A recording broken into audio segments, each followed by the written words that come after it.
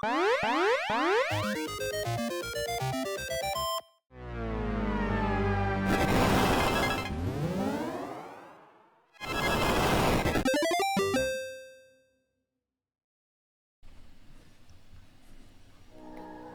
I was about to call you Donna. I can see. It's like, hey, Donna. Tyler, Donna. I can see how you get the two names mixed up. Well, I just saw you have the CareCru. Do I look like a Donna? A little bit. Yeah. But in a good way. Thank you. For all the Donnas out there. If I was to have another name, it would be Donna. Well, that's good to know. Thank you. Thank you for that. I'm glad that we covered that because that's, How are you today, Mark? I'm good. Good? Whoa, that spiked the mic there. That's all right. That's how good I am. How is everyone today? How is everyone? How are you doing today? Let us know in the comments. Leave a comment. We always ask, but don't be shy. Don't be shy to let us know how you're doing. Don't be a stranger. I can even give you a shout out and say, yeah, if you like what we're doing, Jennifer's having a good day. Jennifer, we're glad. Tell us why. Why? I'm excited about today because this is something that is near and dear to my heart. Here we are again with CareCru. Yeah, I'm going to take your excitement with a grain of salt. Sand or salt? Grain of salt. Grain of salt. A little salt on my excitement. They're kind of the same size, so it Sure. works, yeah. You're always excited, which is good. Well, you didn't let me say why I was excited. Are you today. extra excited? I'm extra excited today because this is the third installment of our CareCru series. Okay, now I'm excited, yes. But I already knew. For me, it's all about the analytics and measuring. Well, Tyler, and you know why? You cannot manage what you don't measure. Right. And why imagine flying an aircraft, right? You're up in the skies and you have Let's go on a journey, shall we? Not everybody flies, so this analogy, just picture yourself as a pilot. Okay. You're I think I'd instill confidence as a pilot. And I would say you're 30,000 feet up, Very but calm. you wouldn't know that you're 30,000 feet up. Like having all those dials in front of you, you need that. Right. To get to where you need to go. So I'd be 30,000 feet up and I'd be just realizing, oh crap, I think we're 30,000 feet up. Yeah. How do I remain calm and not panic the passengers? Well, who cares about that? Are you heading in the right direction even? Right. You don't even know. You're going to look down at the ground. So a great metaphor, I think, for how high is your practice flying? Oh, look who we have here. There he is. It's Terry. Terry Burns, there he is. How you doing, Terry? Great. It's a little casual Wednesday here down in South Florida. How are you guys? It's all great. It's a little casual. We're going a little casual here today too. Yeah. I'm not, I wish I had a hat on or something. Yeah, I wish you did too. To cover up my receding hairline. Thank you. I'm just kidding, Ty. It's part of my thing. I can always rely on Mark for a good burn. Yeah. Oh, Terry Burns. You like that? Play on words? Yeah, I like that. Yeah, I do. Good. No, I'm all about that kind of thing. What's happening, Terry? Hey guys, thanks for having me again today. I love the analogies. Yeah. Right. It's for us. It's a euphemism. As Canadians, it's usually we try to use the hockey analogies, but I was like, such a hockey. stereotype. Do hockey players use dashboards? They don't. They use the boards, but not dashboards. We wouldn't know what the score was, but we can guess. But there are so many things happening in a practice, data-wise. How could somebody just fly blindly? It just blows my mind. And the tools that are available today, there's no reason to fly without a dashboard now. And with what CareCru has, we're so excited. What this piece of software can offer is this stuff. What this offers is it pays for itself many times over. And that's not just in pitching that's an actuality. You can see the voids in your practice and make adjustments, immediate adjustments, because the data is live. There's no talking to an accountant every year and going through your business and making changes, on a annual or semi-annual basis. You could draw up any sort of report or look at your dashboard and make those adjustments today. So just to review, we started with patient acquisition. the first segment. Then we moved to automation, so the internal processes of the practice. Now we're moving to analytics. I put her little screen up in front of us there. Insights and analytics. So yeah. There it is. So that's the focus of our talk today. Terry, let's just dive right in. Let's get started. Like, how do we move from automation into analytics, and what's that all about? Yeah, absolutely. So as you guys touched on, there's a couple things that flying blind, as what you said earlier, a lot of practices tend to do that, and they just look at the bottom line, and they don't really understand the data that lies inside of their practice management software system. And so because we have that intimate connection to the platform, we're able to pull out the major KPIs that are measured at an enterprise support level when you have these DSOs, all the way down to an individual practice owner, and the things that they need to be looking at on a day-to-day basis to drive decisions, to make insights into the practice, or drive those decisions of, do we need to add another operatory? Do I need to bring another hygienist in? Do I need to add another associate?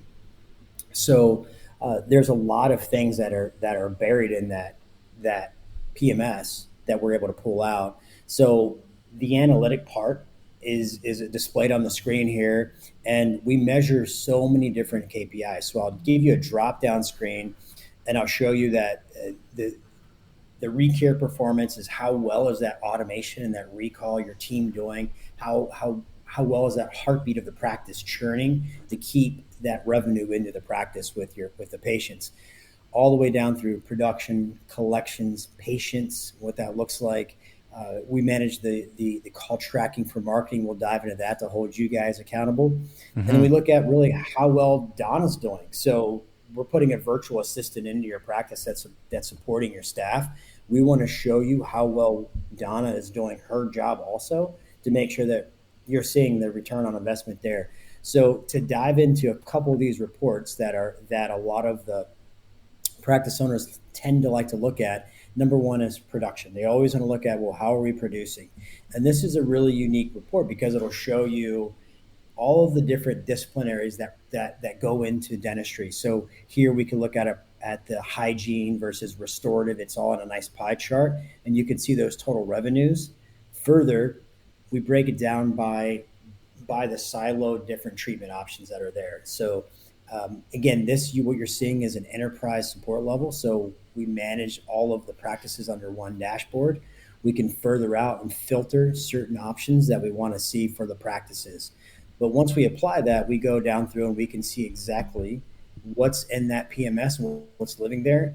We can also look at each practitioner. So diving into what's that production per hour for all of my doctors and all of my hygienists.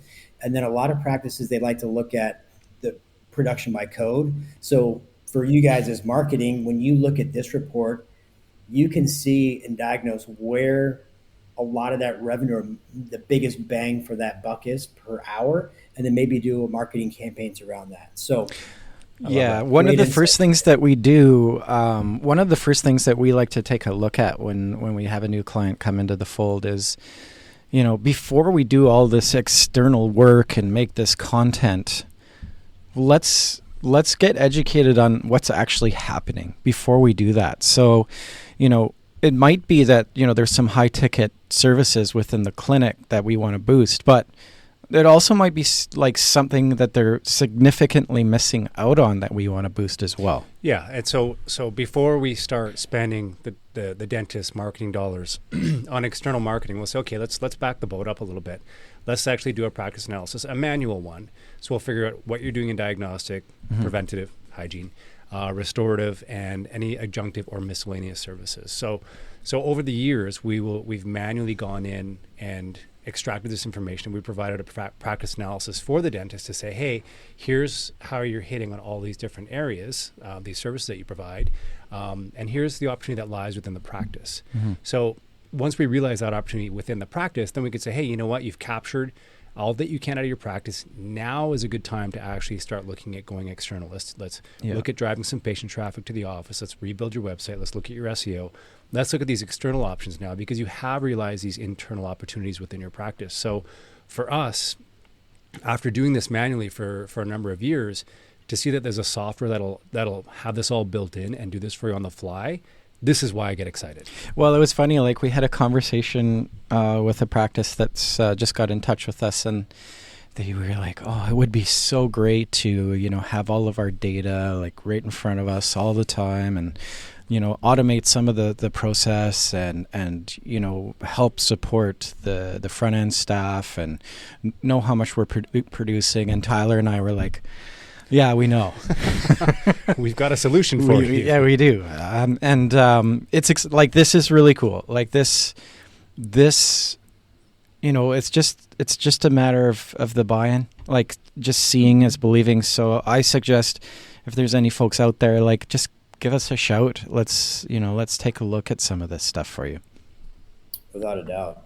Yeah, and I'll show you something that you guys would really like to see. And if you have a practice that's investing into services, that external marketing, which a lot of practices now are looking at, how do we recapture or capture new patients in this demographic shift as we're coming out of COVID. A lot of patients have moved, and they didn't go to the dentist for the past year and a half to 2 years, and now they're seeking new dentists. So they're definitely out there looking at the marketing and the SEO and their Google searching. So when you guys are supporting your customers and you are putting marketing campaigns out in place, there's one thing that always eludes everyone, and that's, what is the ROI on the efforts that we're putting in on marketing? So typically there's two ways that you guys drive patients. You drive them through the phone or through the website, correct? Yeah. Yep.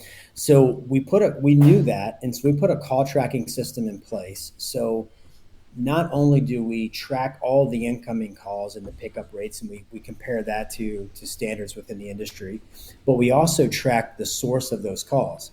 And if this were tied to an active PMS, but luckily, unfortunately in America, and I'm sure in Canada, HIPAA is all over the place, so we can't dive into what it looks like with a practice. But we can track your marketing efforts, and then as patients come in the door and they book appointments, we get those estimated revenues of what that looks like.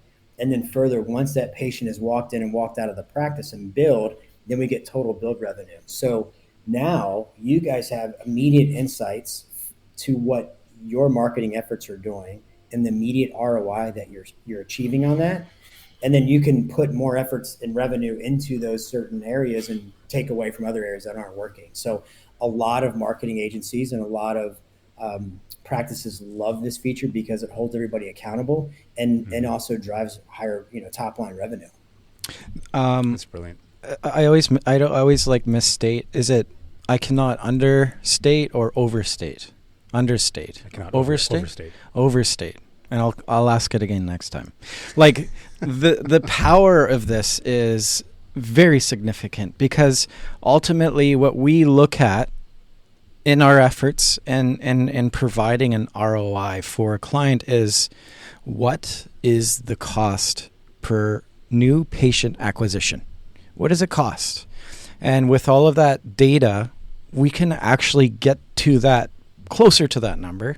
Maybe not exact, but we can get in the ballpark, and we can take a look at things that are working great and not working great. And the reason why this piece is so much more powerful is that now we're seeing what the front end is actually converting on too. So we can look at saying, like, wow, they're only, their pickup is only like 60%. Like, why is this happening? And then we could adjust what's going on that front end and get the people in that could get training or education to really support that front end team so that the practice gets busier. Well, yeah, and it also, when we look at that report that you guys produce, telling the dentist, the office, where their patient traffic is coming from, whether it's organic, Google, paid traffic, SEO, whatever, it allows us to look at those areas and say, you know what? We don't need to spend as much as we're spending on Google. There's other ways to get around this. Google's working well for you, but hey, you know what? You're doing well. Let's repurpose some of that into a lower cost category and in hopes that we can get the same return. And what's really scary now is, like, people are just kind of like, everybody knows Google, so they're throwing money at Google. Like, it's not, the people that win always, it's like a casino down in Vegas. Like, the people that bet the most. The house. Always there's wins. another analogy for you. The house always wins, and marketing is gambling. Like, it really is. So, the more tools like this that you have, it's like counting cards. Like, you're cheating almost. Yeah. Well, you have those analytics to look at and say, Yeah. you know what, we're not blindly. Again, we talked about that. Flying at 30,000 feet blindly. You now have some insight as to where your marketing dollars are going and what's working. I know that, It gives you the ability, sorry, Mark, to change your strategy on the fly. I know the title of this this one segment. It's going to be analogies on analytics. You're throwing another A in Yeah, there, yeah. so now there's 4 A's instead of 3. Hey, not the EH, but anyways. Awesome. This is cool, man. This is what else you got for us, Terry? Yeah, absolutely. So we're also looking at what you guys are doing for your efforts. We talked about the 2 ways you guys are driving patients to a practice. You're looking at phone. You're also looking at the online scheduling platform as well, or just looking at scheduling efficiencies. So when we populate this again, we have to hide the data for HIPAA requirements. So we look at how efficient is the practice utilizing their schedule. And this is an okay average, 87%, but surprisingly, we've been in practices where we're looking at in the 70s. And if you're losing 25% of your schedule, you can imagine the revenues that you're losing on an annual basis. So ideally, you want this schedule utilization to be in that 93 to 95 range, as well as just looking at all of your practitioners. So you can even hammer down what the practitioner utilization rates are and how they're going unfilled. And these are coaching opportunities for the staff and for the practices to understand, where they can improve. But further, when we look at online scheduling, this is, again, a measurement of your online presence of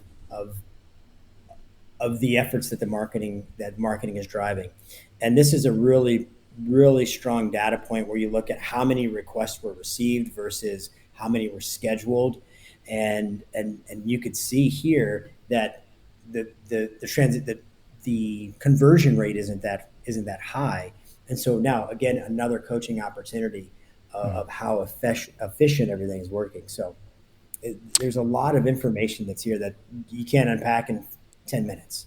Of course. Terry, did it? It is. So it's showing some of the demographics as well. So age of patient. This is cool. This is really cool. Wow, that's a pretty detailed breakdown. Yeah, and if we have demographics as well, that helps us get more hyper focused on what's working and what's not. Mm-hmm. Cool. Absolutely. And I'll point out here, when we look at online scheduling, there's a couple of things that you think about. We go back to that call tracking report, and we saw the pickup rate.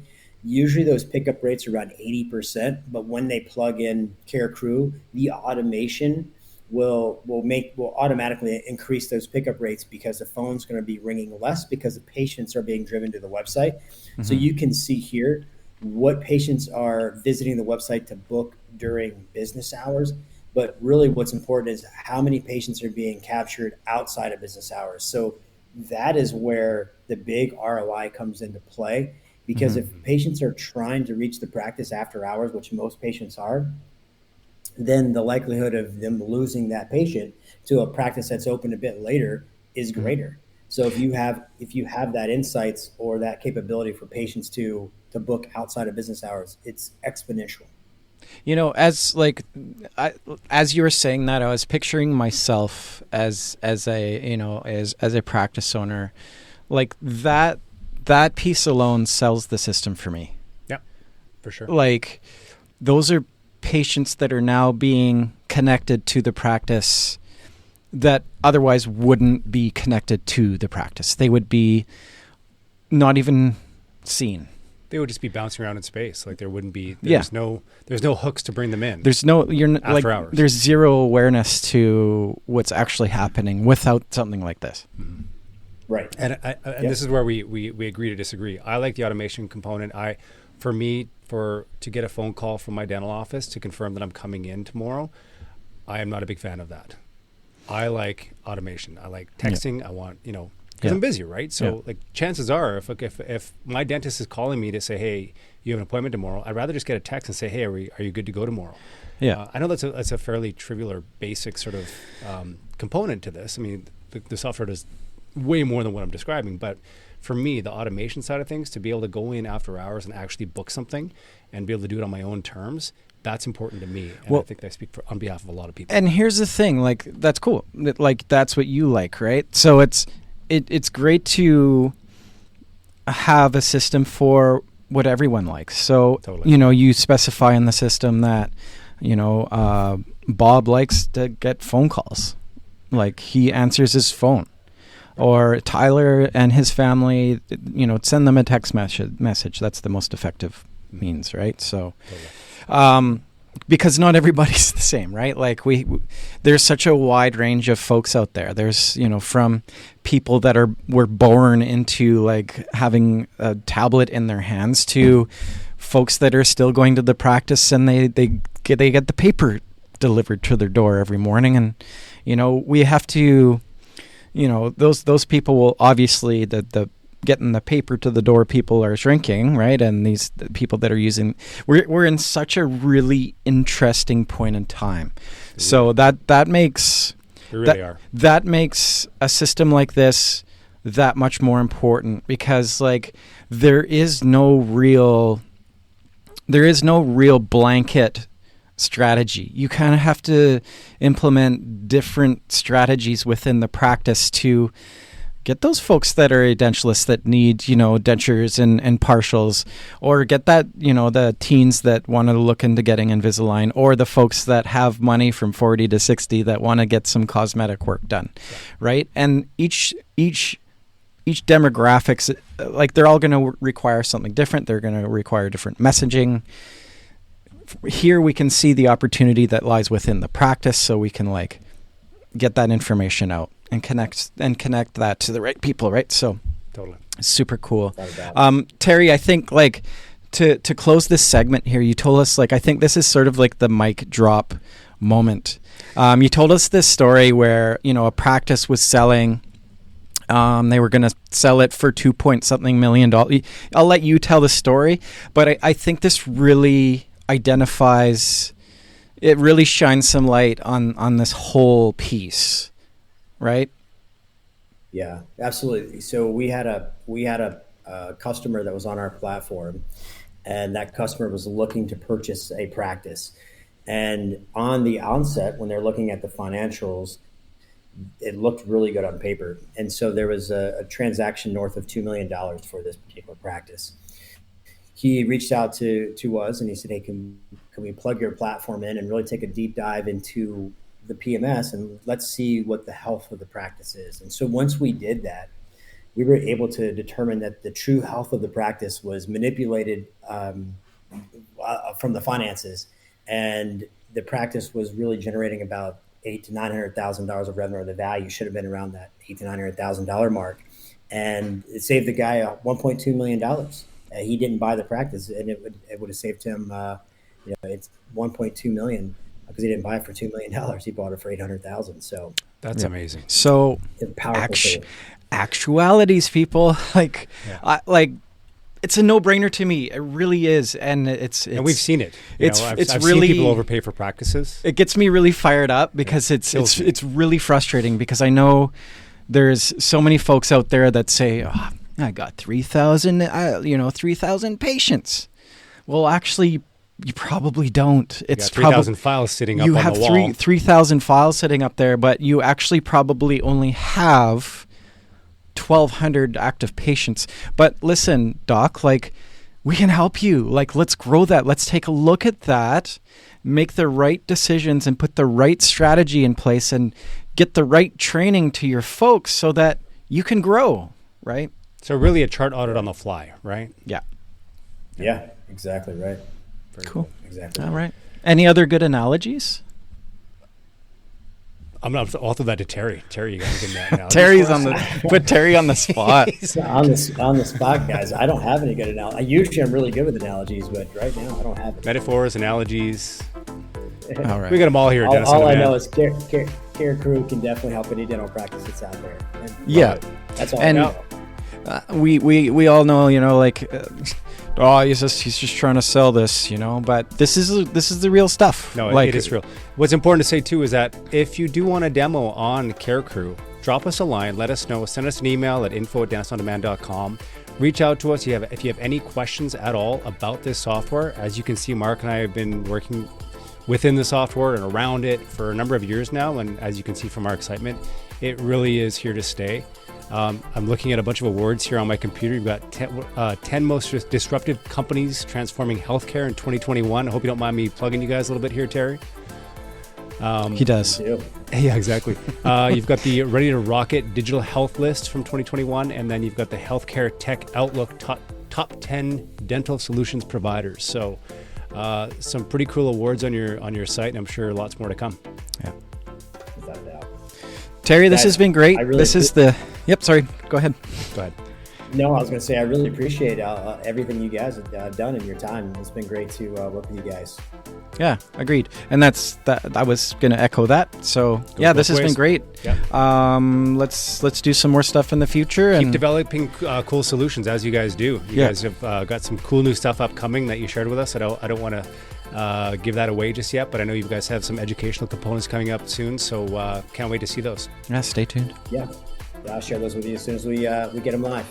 You bet. All right, that's it. Thanks again, Terry. Thanks, Terry. Thanks, guys. I appreciate your time. You bet. We'll see you again soon.